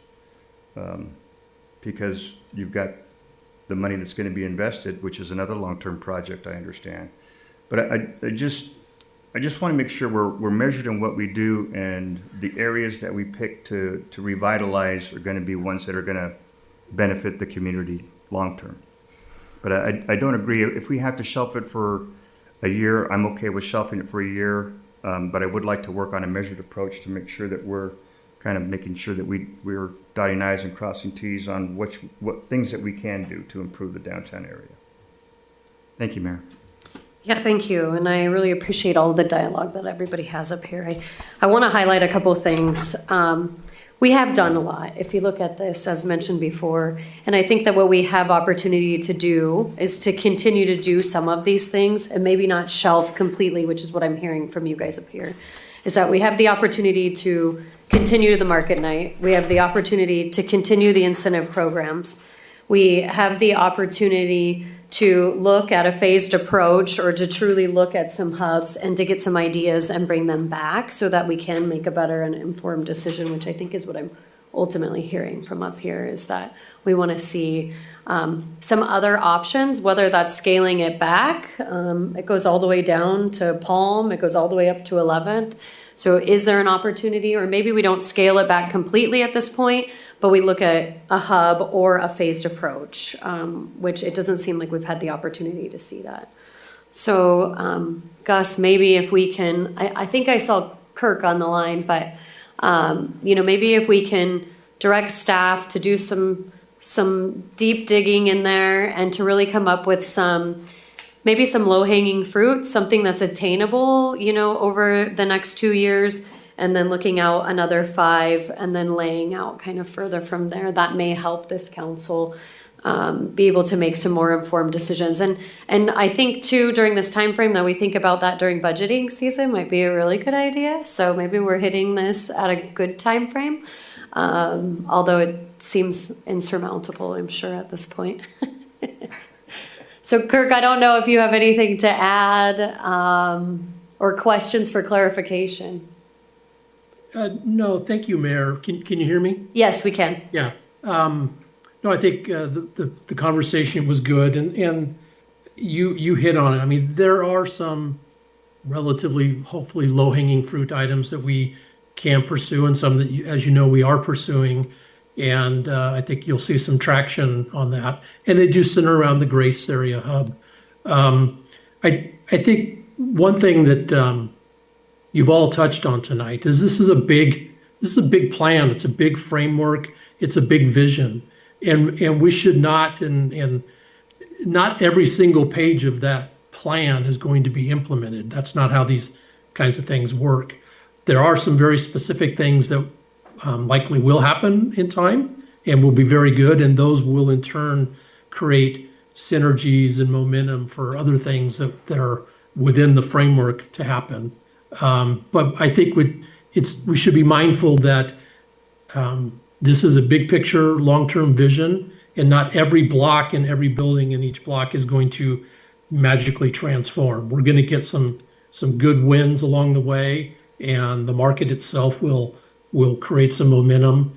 And so I think it's not a question of having to shelf a plan and not get back to it. There are things we can do now, little steps that we're working on, and that we will continue to do that with your guidance.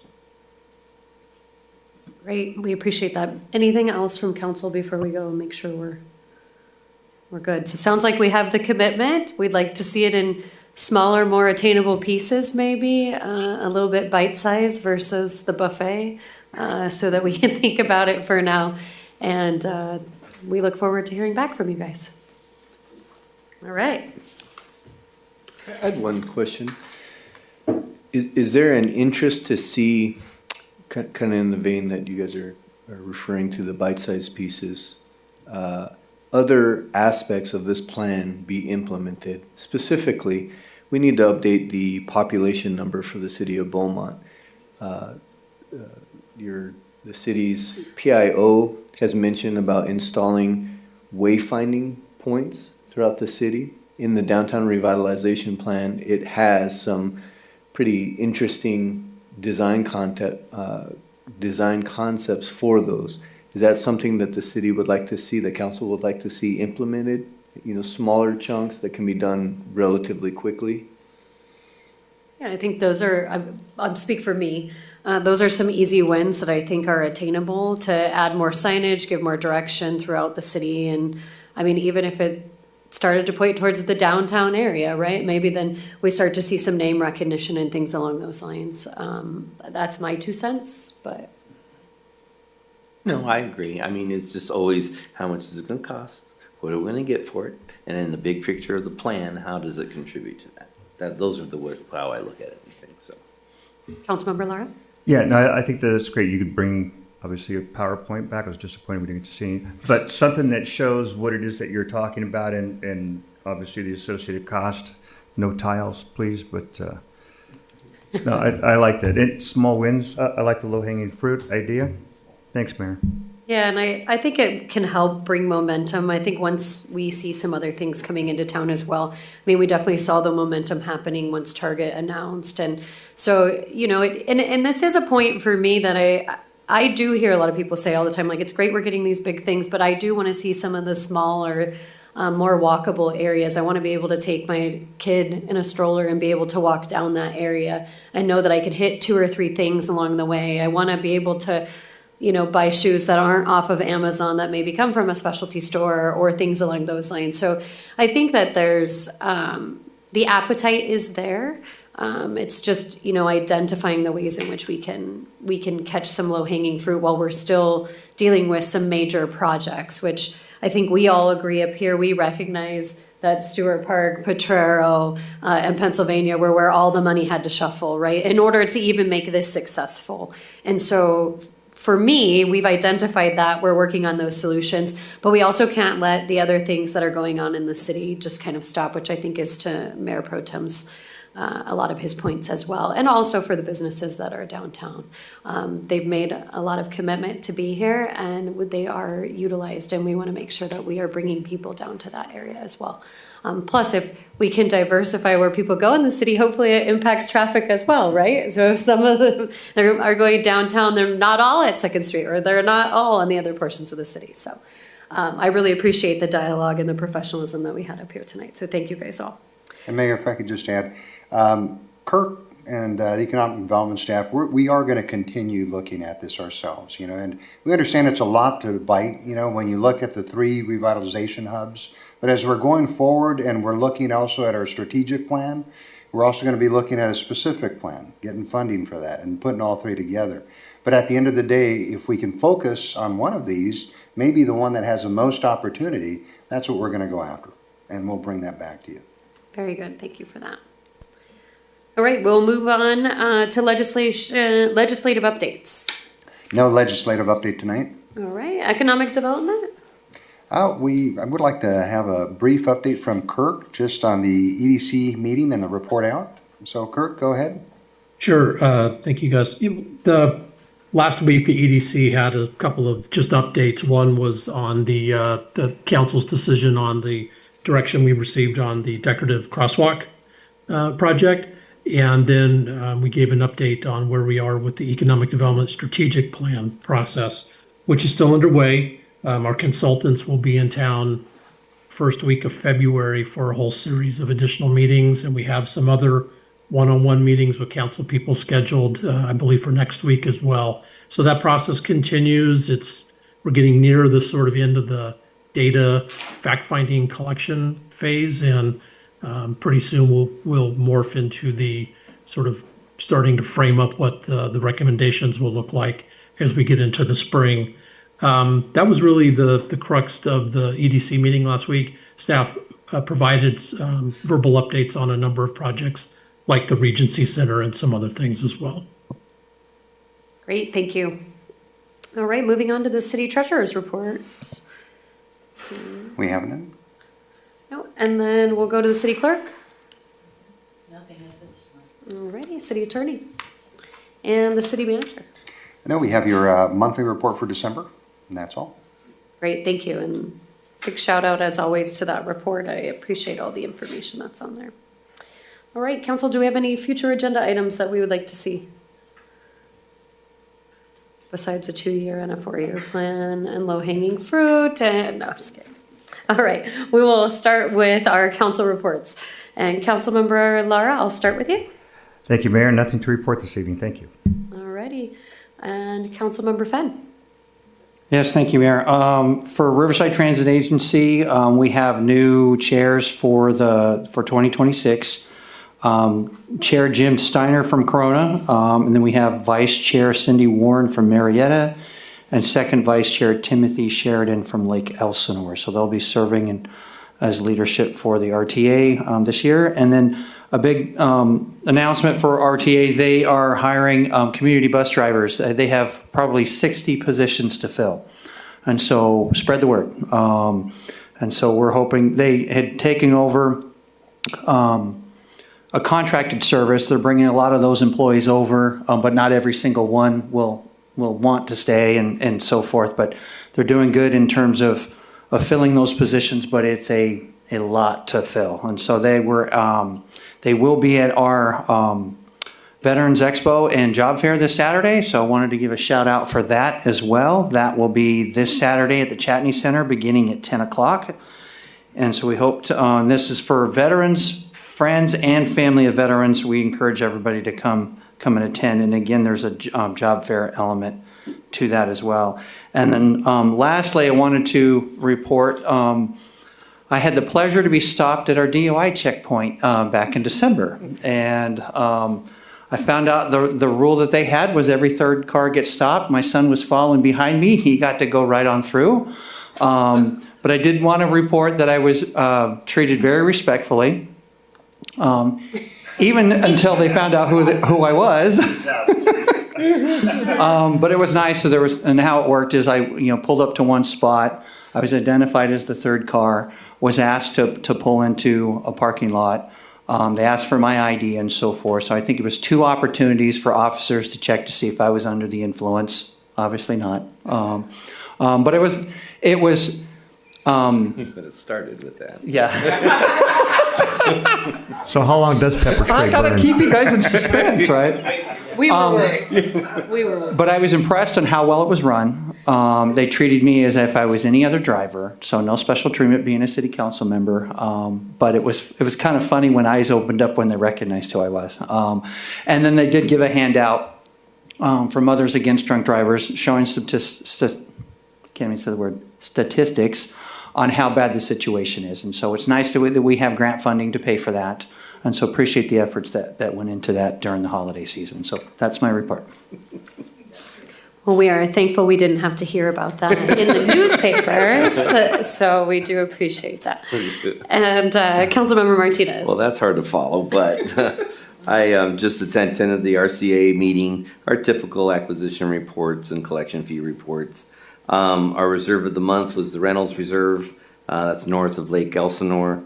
Our featured species, long-tailed weasel, orange-throat whiptail, Bell's sage sparrow, coastal California gnatcatcher. Don't ask me for the specific names, I don't know. I was reelected to the RCA the Executive Committee, and I was reappointed to the Cal Cities Environmental Quality Committee for the Riverside County Division. And that's my report. Alrighty, excellent. And Mayor Pro Tem. Councilmember Fenn, I have one quick question. They still make you touch your nose on one flag? As a matter of fact, I didn't have to get out of the car. But I did show my license, and they came up right up, and they were training an officer at the same time too. And so, Right. That will be my report. All right. I had the opportunity to attend the Rotary First Responders and K-9 fundraiser. They raised $3,000 for our K-9 program, so I really appreciate all the effort that went into that, and always wonderful to see the support for our first responders, especially as always as a first responder wife. It is nice to see that support for us as always. The other thing is I will be traveling this week for Cal Cities along with Councilmember Martinez, as I have been appointed to the Taxation Committee. So wish us luck as we are up there. And if nothing further, I will adjourn tonight's meeting at 8:43.